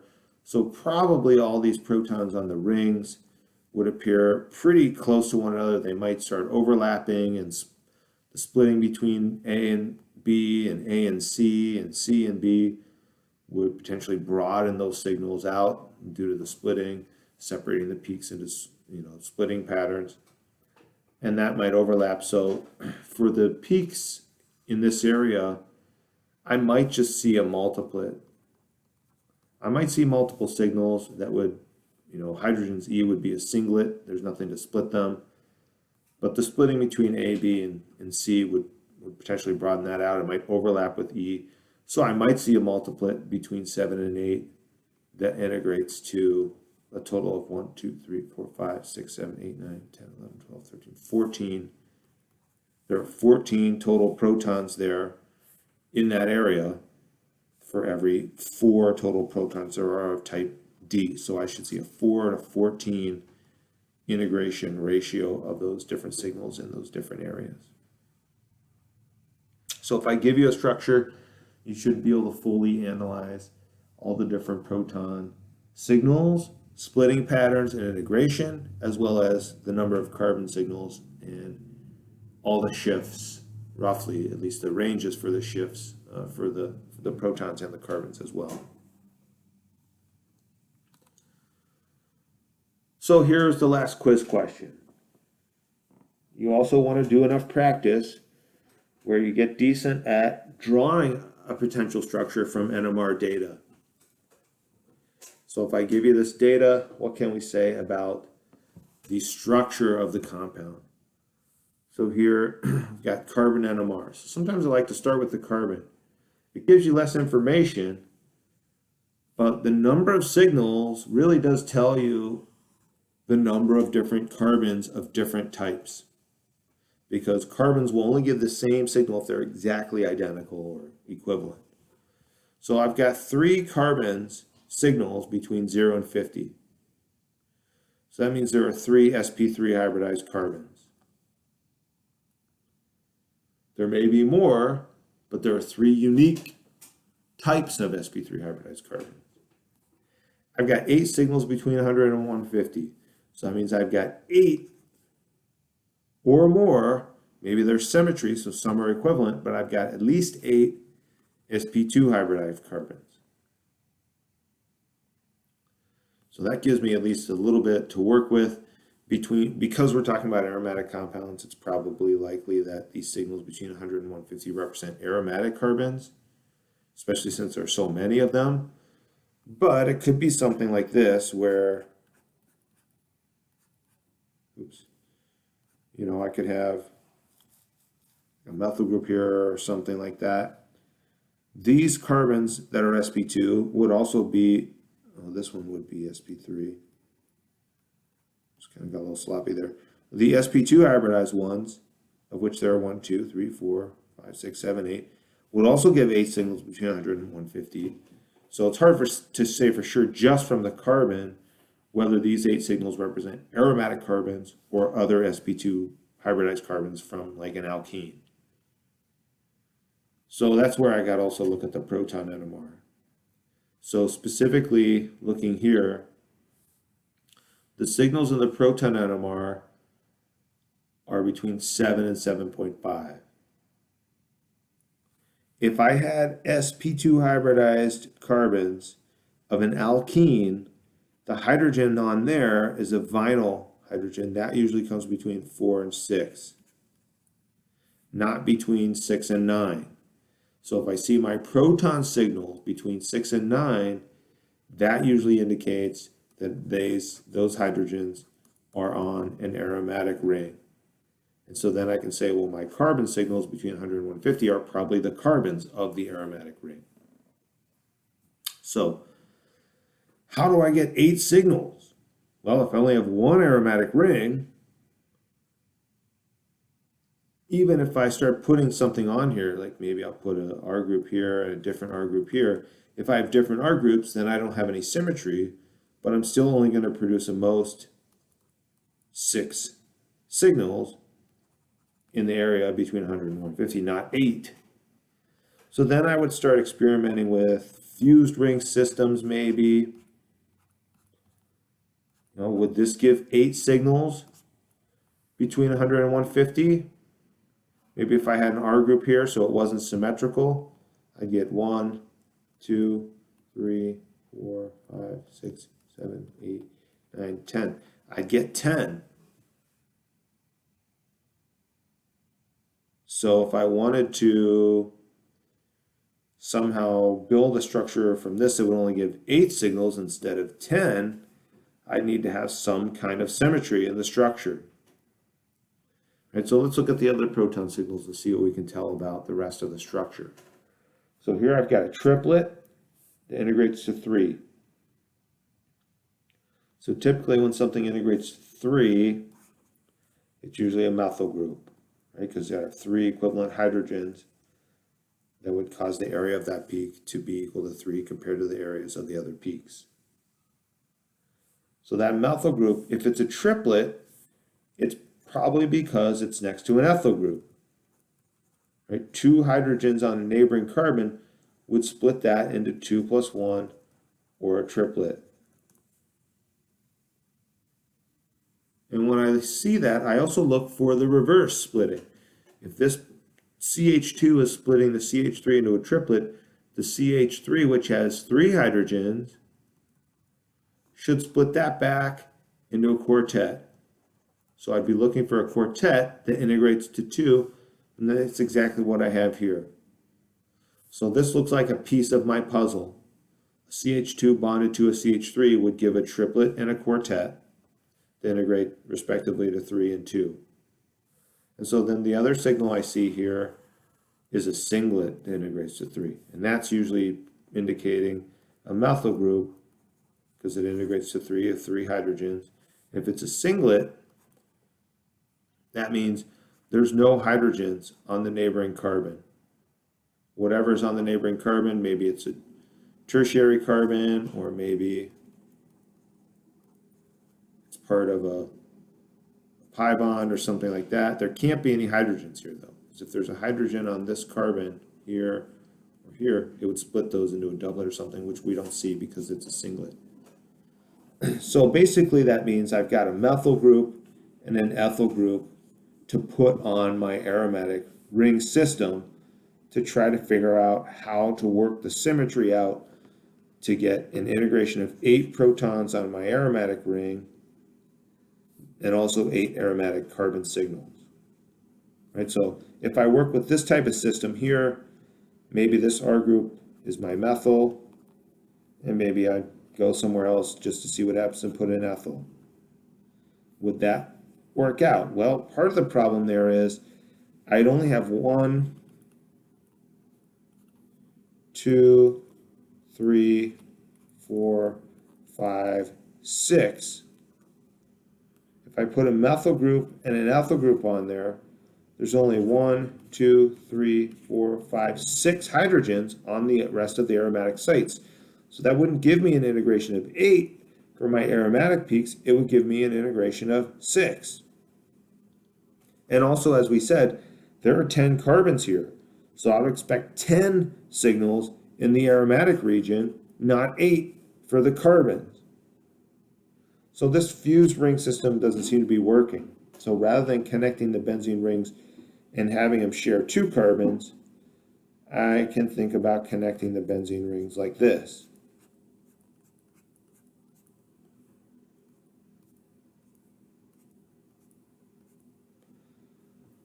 And then I start to work around with this a little bit, and I realize if I put the methyl group and the ethyl group on opposite sides, then my structure matches the NMR. I've got the triplet that integrates to 3 for these 3 hydrogens, split by these 2 into a triplet. I've got the singlet that integrates to 3 for these 3 hydrogens because there's no hydrogens on the neighboring carbon. I've got a quartet that integrates to 2 for these 2 hydrogens. So we'll call these A, B, and C. Hydrogen C split by hydrogen A into a quartet that integrates to 2. And I also notice the hydrogens that are on these carbons that are closer to the ring are de-shielded a little bit. So they're down between 2 and 3 ppm. And then what's left? 1, 2, 3, 4, 5, 6, 7, 8 hydrogens on the aromatic rings, providing the integration of 8, shifting in the aromatic region. And then when I look at the carbon NMR, let's call this signal 1, 2, 3, and then 4 through 11. So carbon 1 would be this one, farthest from the rings, de-shielded the least. Carbon 2 would probably be this one. Methyls don't shift quite far as downfield as methylenes, so that would be 3. And then I've got 4, 5 due to symmetry. So there's symmetry here right up the middle. 5 due to symmetry or equivalent, 6 due to symmetry or equivalent, 7, 8, 9, 10, 11. So that provides the 8 signals, 4 through 11, that are in the aromatic region, and the first 3 signals outside the aromatic region.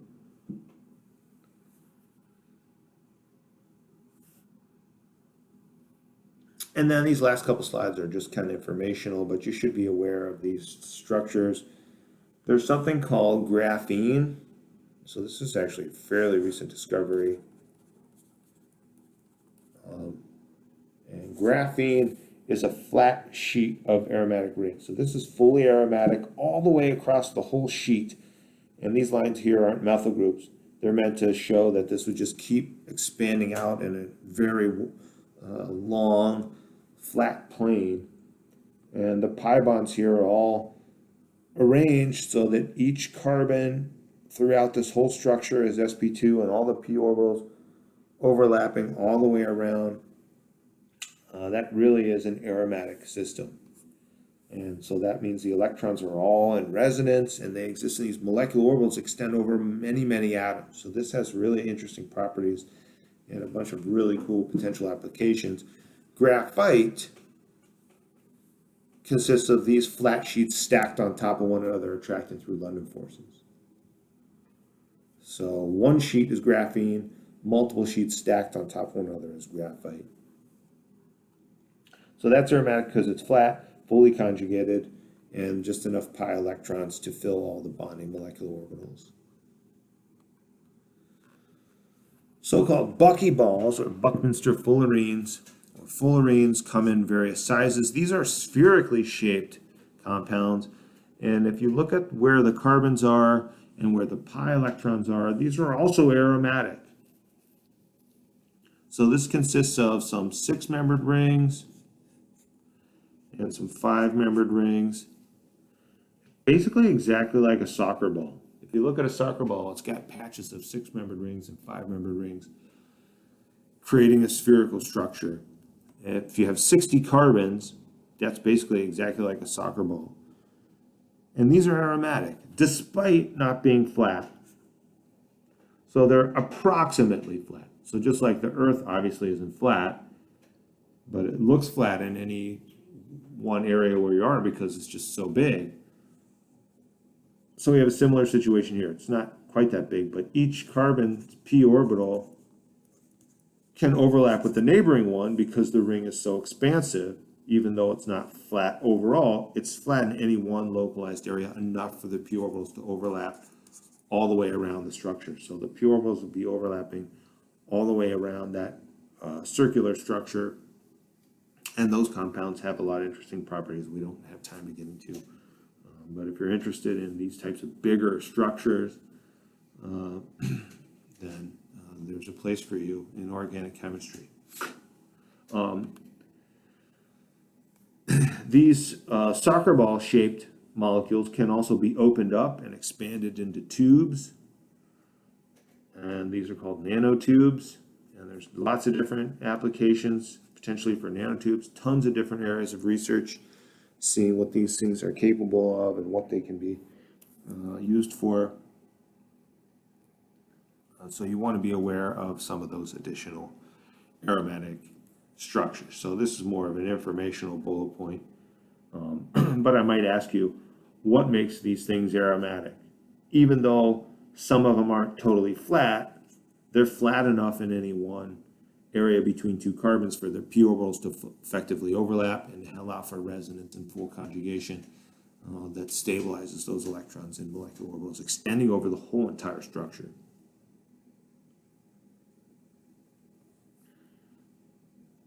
So there's plenty of practice for you to do there, and obviously this is not applying to us. This is we used to be about to take our second massive exam, but obviously we're taking mini exams every week, so that's It's not really a thing for us. So the next lecture we're going to have, I believe, is on Monday, and we're going to get into chapter 19. So check out the videos and the reading for that, and let me know anytime y'all have any questions, including right now if you have any.